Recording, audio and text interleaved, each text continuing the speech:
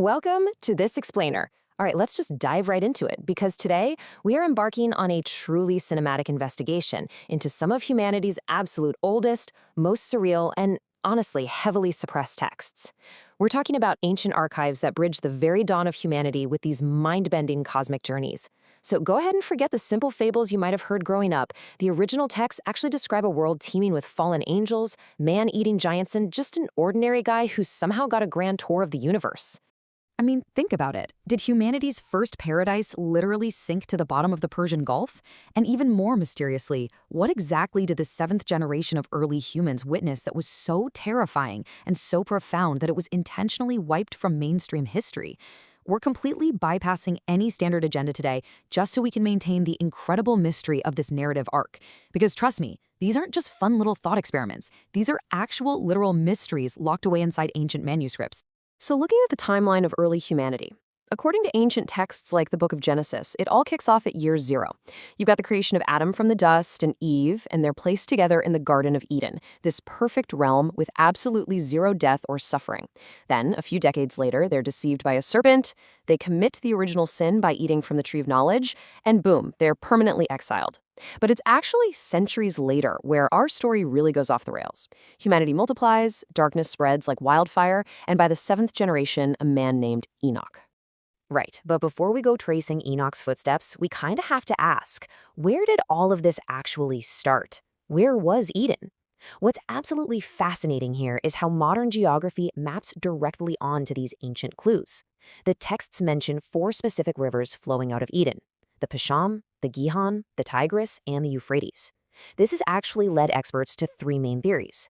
First, you have Mesopotamia and modern-day Iraq, right where the Tigris and Euphrates converge. Second is the mountainous region of eastern Turkey, which is where these rivers physically begin. But the third theory? Oh, it's a real mind-blower: the Persian Gulf. Renowned archaeologist Eurus Serins proposes that right after the Ice Age, this gulf wasn't underwater at all. It was this lush, flat oasis where all 4 rivers met, right up until melting glaciers raised the sea levels and submerged humanity's first paradise forever. No way, right? Okay, so humanity spreads out from this lost Eden, and by the time we hit the 7th generation, the world is just plunging headfirst into corruption. Enter Enoch. And the absolutely crucial detail here is this number, 365. Now, in an era where ancient texts claim early humans were routinely living for 800 to 900 years, Enoch's time on Earth was strangely short. But here's the catch. He didn't die of old age, and he wasn't killed. The texts explicitly state that he, quote, walked faithfully with God, and then simply vanished. He was taken. But why him? And why right at that exact moment? Well, to make sense of that, we really have to crack open a suppressed text known as the Book of Enoch and look at the sheer cosmic drama unfolding on Earth. The arrival of the Watchers. According to the lore, a group of 200 highly powerful angels, known as the Watchers, were dispatched from heaven. Their initial mission was totally noble. They were supposed to be protectors and guides for a young, vulnerable humanity. But when they got here, these celestial beings became completely enamored with human women. Driven by lust, they made a massive decision that would literally shatter the ultimate cosmic laws. The leader of these Watchers was a powerful angel named Semyaza, and he essentially drops this chilling ultimatum on his crew. He says, "I fear that if I alone marry a human, God will punish me severely. Will you all stand with me?" So right there on the freezing, snowy summit of Mount Hermon, Semyaza and his 199 followers swore a dark, binding pact. They all agreed to abandon their heavenly posts, take human wives, and just share whatever terrifying divine punishment was inevitably coming their way. And the result of this forbidden union? Absolutely apocalyptic. It birthed the Nephilim. Now, these were not just tall humans. The text described them as terrifying, towering giants. They were incredibly strong and had this insatiable hunger that completely wrecked the natural ecosystem. First, they ate literally all the food humans could grow. When that was gone, they ate all the animals. And finally, when the resources totally dried up, they turned on humanity itself, eating flesh and drinking blood. It plunged the ancient world into an era of absolute, unimaginable terror. But here's the thing. The Watchers didn't just unleash giants. They unleashed forbidden science. These fallen angels essentially fast-tracked humanity's technological and occult capabilities. Azazel taught mankind how to forge swords, shields, and, strangely enough, eye makeup. So he simultaneously introduced brutal warfare and human vanity. Simiaza taught sorcery and root cutting. Bar-Jagal revealed the complex secrets of astrology, and Asradel taught the hidden influences of the moon's cycles. Humanity was basically handed the keys to the universe way, way before our minds were ready to handle it. So the earth is literally crying out to the heavens, just bleeding and broken. When the archangels finally look down and see the utter devastation, divine judgment is instantly declared. And this is where the story gets incredibly ironic. The fallen angels, these immensely powerful, immortal cosmic beings, realized their doom was knocking at the door. They were so utterly terrified of God's incoming wrath that they couldn't even bring themselves to pray. So what do? They have to beg an ordinary mortal man, Enoch, to act as their celestial lawyer. They literally pleaded with him to write a petition of forgiveness to the Creator on their behalf. Enoch does it. He writes the petition, but the divine answer is a resounding no mercy. However, because of his profound righteousness, Enoch is taken by the archangels on a step-by-step cosmic ascent through the seven heavens.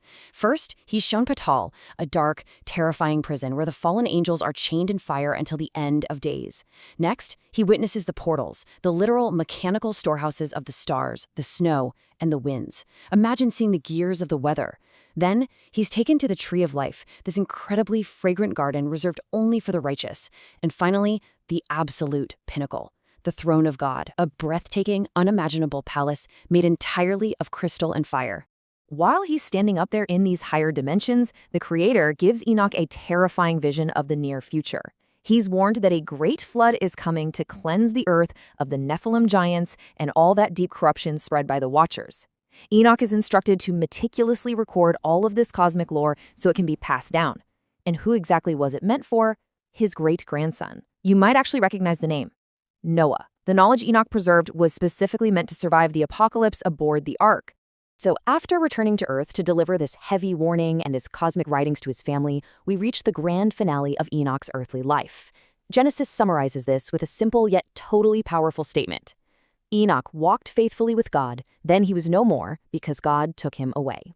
According to the extended lore, during his 365th year, while he was literally just speaking with his family, a blinding chariot of fire descended from the sky. He stepped onto it, and right in front of everyone, he was lifted alive into the heavens. No death, no grave, just a direct, fiery ascension. But wait, ancient mystical traditions tell us the story didn't end there. Upon entering the highest heaven, Enoch underwent an ultimate transformation. Mysticism claims that his mortal flesh was completely consumed and turned into actual fire. He sprouted 36 wings and was transformed into Metatron, the scribe of heaven. From an ordinary man made of dust, he became literally the most powerful archangel in the cosmos, seated right near the divine throne, eternally recording the history of the universe. Talk about an upgrade. Now you might be wondering, if this story is so epic, why isn't it widely known? Well, there's a stark divide in the historical texts. The mainstream Bible, specifically Genesis, gives you basically a footnote, just vague, brief mentions of Enoch's life and his mysterious departure. But on the flip side, the Book of Enoch gives you the whole shebang. It's packed with highly detailed, wild cosmic lore about fallen angels, magic, and multidimensional travel. Centuries ago, ancient religious councils decided this text was way too radical, too confusing, and perhaps even a bit too dangerous for the masses, so they officially banned it, completely suppressing it from history. For centuries, the Book of Enoch was just considered a myth, a ghost of a text lost to time, until the monumental year of 1947. Over in the caves of Qumran, near the Dead Sea, archaeologists stumbled upon one of the greatest finds in human history, the Dead Sea Scrolls. And hidden away inside those ancient jars were actual fragments of the Book of Enoch. This incredible discovery proved that thousands of years ago, ancient civilizations weren't just telling campfire stories. They truly believed, studied, and meticulously recorded this exact cosmic lore. It was a reality to them. Which brings us to our final lingering thought. If the ancients believed this so fervently and recorded it so incredibly carefully, are the Watchers still chained in the dark right now, just waiting for the end of days? And more importantly, what other ancient, universe-altering secrets remain hidden in the sands of time, just waiting for us to uncover them? I really hope this journey through the ancient archives sparked your curiosity as much as it did mine. Keep questioning, keep learning, and I'll catch you on the next explainer.